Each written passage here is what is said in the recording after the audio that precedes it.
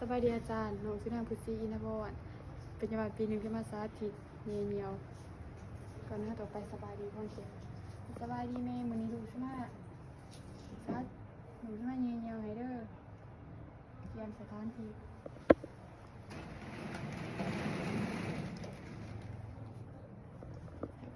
ล้างมือหาขั้นตอน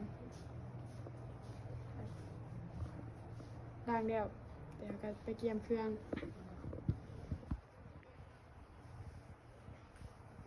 ขออนุญาตเด้อ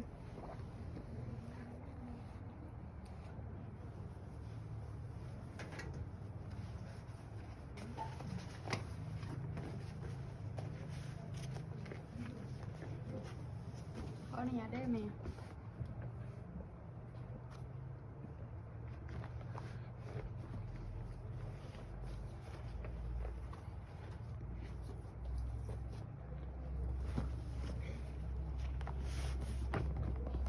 ขออนุญาตได้ไหม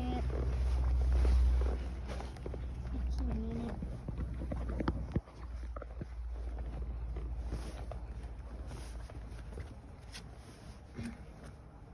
ขออนุญาตได้ไหม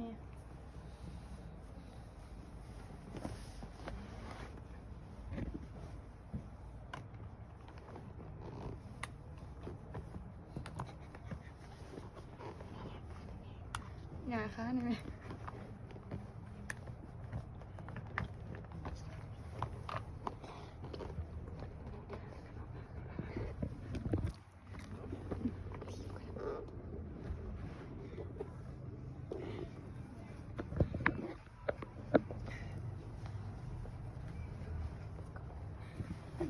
ขออนุญาตได้ไหม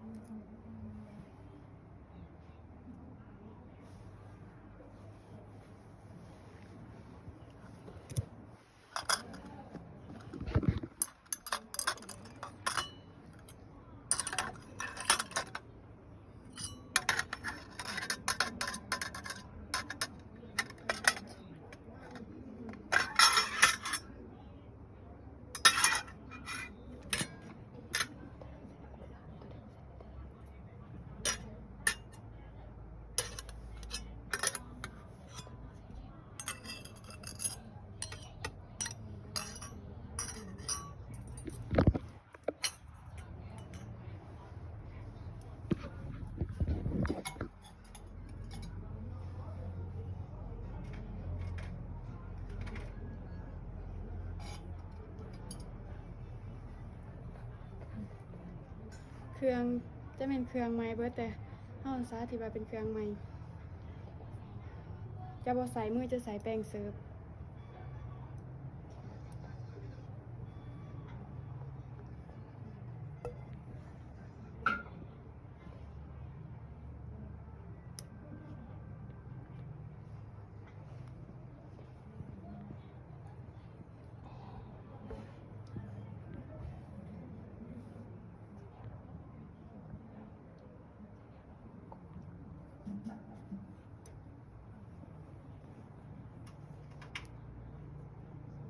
เขียนไว้ไปเขียนใหม่แต่เขาบอกจะบอใส่มือจับเขาจะใส่แป้งจับ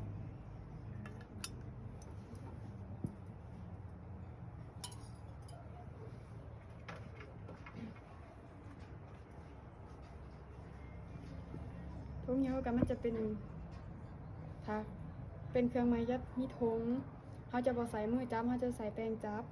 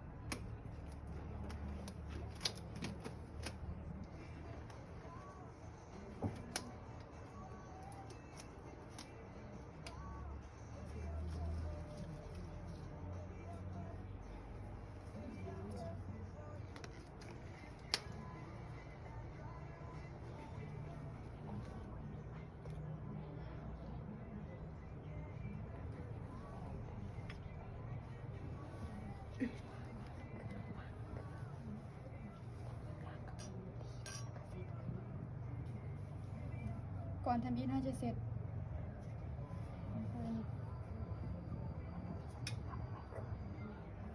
มันบ่มีสำลีได้ค่ะก็เลยเอามาไว้คืนหนึงก่อนที่ซ้อมมันเสร็จจากหิ้มใหญ่ใส่ตรง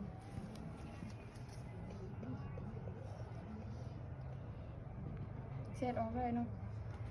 เฮาสำลีบ่ได้เฮาก็ได้ใส่อันนี้เฮาเสร็จอยู่6ก่อน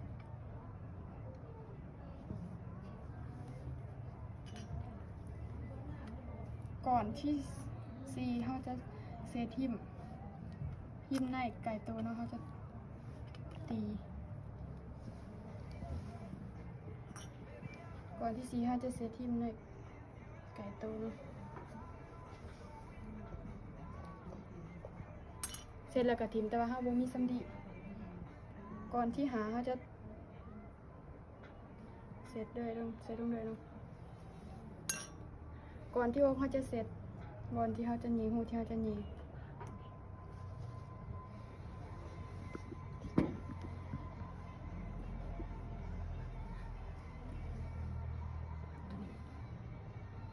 ไปกับ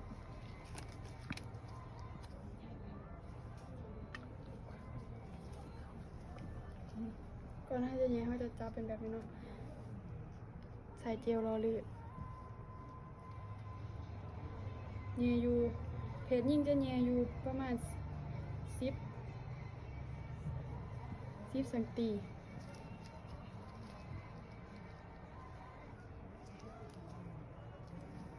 เขาจะตรงนี้ตีเพจยิ่งมันสิมีอยู่2หูมันสิมีอยู่หู2ขอดกับหูปัสสาวะเขาสิเนียหูเธอเป็นหูปัสสาวะเนาะ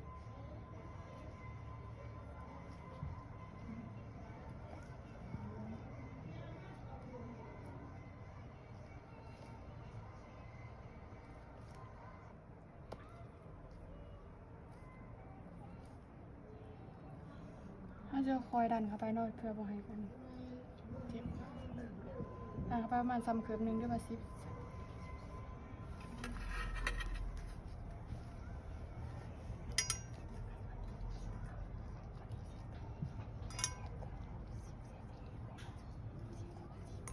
แนวนั้นมันเนี่ยถ้าจะสีน้ำเกลือเขาประมาณ10 cc เพื่อให้รู้ว่าเนี่ยเขาหอดบุดพวกเหี่ยวได้ด้วยบอเนาะ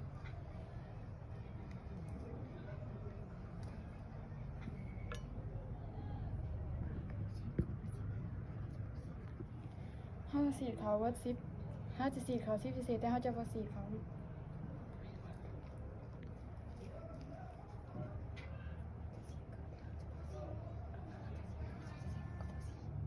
เขาจะสีเขา10 cc แต่เขาก็ดึงเบิงเพื่อ ทดสอบว่ามันเข้าไปในหรือบ่เขาสิเสร็จแล้วเขาดึงออกมันบ่ออกแสดงว่ามันเข้าไปในแล้ว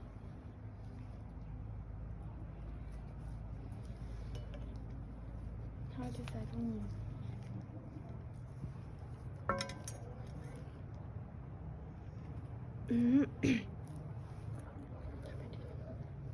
ไอ้ทุกนิ้ว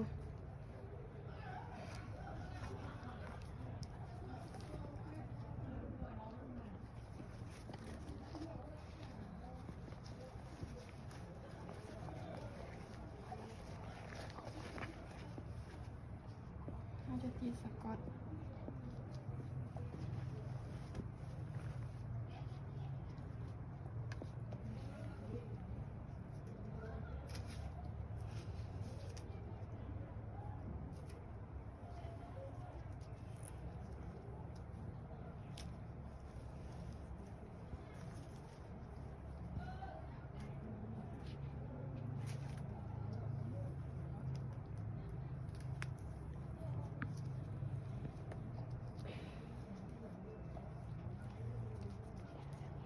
แล้วด้วยแมน